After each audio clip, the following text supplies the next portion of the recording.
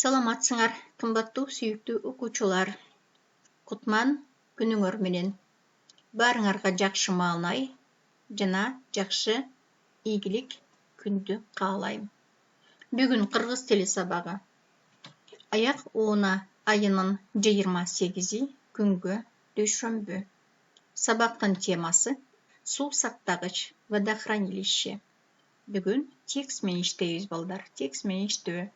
Сабактын максаты биринчи суу сактагыч жөнүндө маалымат алабыз жана бир өңчөй сүйлөм мүчөлөрү боюнча түшүнүктөрүбүздү бекемдейбиз. Демек, получим информацию о водохранилище Төрткүл и укрепляем знание о однородных членах предложения. Экинчи, байланыштуу кептерибизди, сүйлөө кептерибизди өстүрөбүз. Развиваем развитие речи и словарный запас. Үчүнчү, элди жерди сүйүүгө тарбияланабыз. Учимся любить родину. Эми өтүлгөн теманы кайталайбыз жана эске салабыз. Повторение и будем вспоминать. Өтүлгөн тема бир өңчөй сүйлөм мүчөлөрү. Однородные члены предложения. Это прошлая тема. Биринчи карагыла. Биринчи сүйлөмдүн бир өңчөй мүчөлөрү деген эмне? Что такое однородные члены предложения? Экинчи, бир өңчөй мүчөлөрдүн арасына эмнелер коюлат? Что ставится между однородных членов предложений? Үчүнчү, бир өңчөй мүчөлөр канчага бөлүнөт?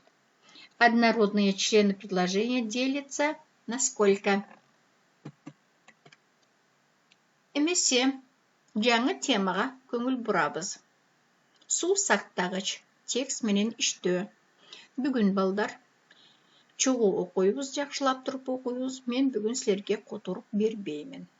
Силер өз алдыңарча которосуңар. Эмесе, баштадык. Кыргызстандын түштүгүнө, Баткен районунун аймагына Төрткүл суу сактагычы курулган.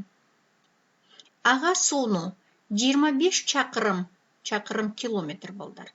Канал менен тоолордон, дөбөлөрдөн ашырып буруп келишкен.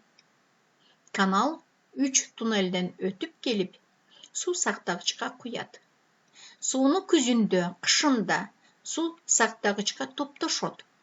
Жазында, жайында айдоо аянттарына атайын каналдар менен суу берилет.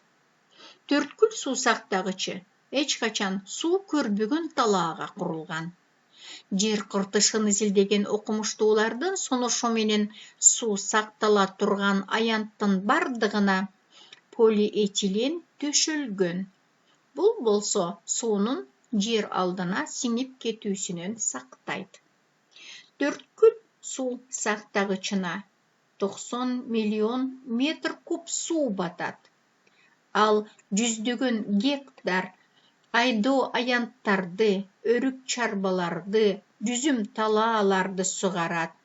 Суу сактагыч Кызыл жол, Кызыл бел, Төө таш, Бужум, Баткен, Чет кызыл, Чоң тала, Карабак айылдарын суу менен камсыз кылат.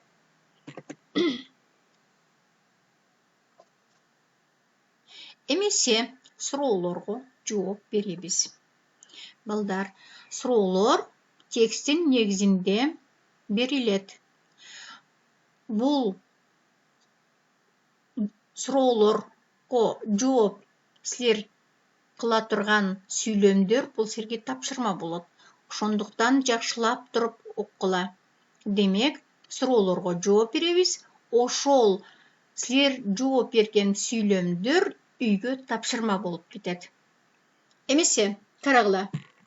Биринчи, Төрткүл суу сактагычы каякка курулган? Орусчасын айтайын.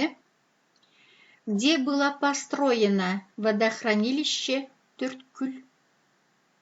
Екінші, сусақтағычқа суны қайдан бұрып келішкен?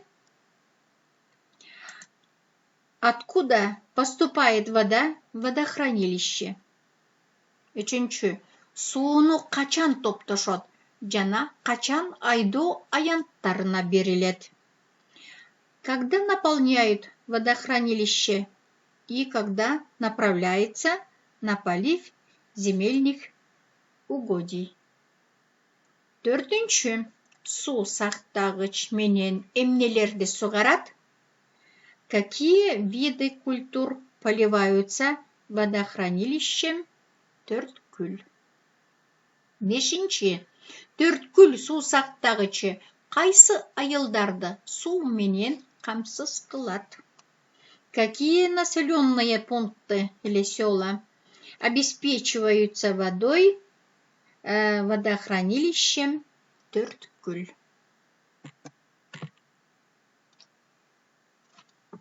Эми үйгө тапшырма. Үйгө тапшырма мындай.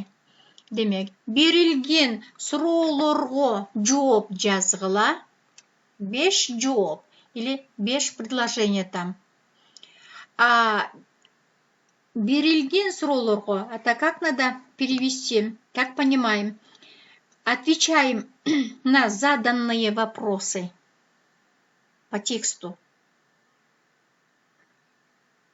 Их всего 5. Экинчи.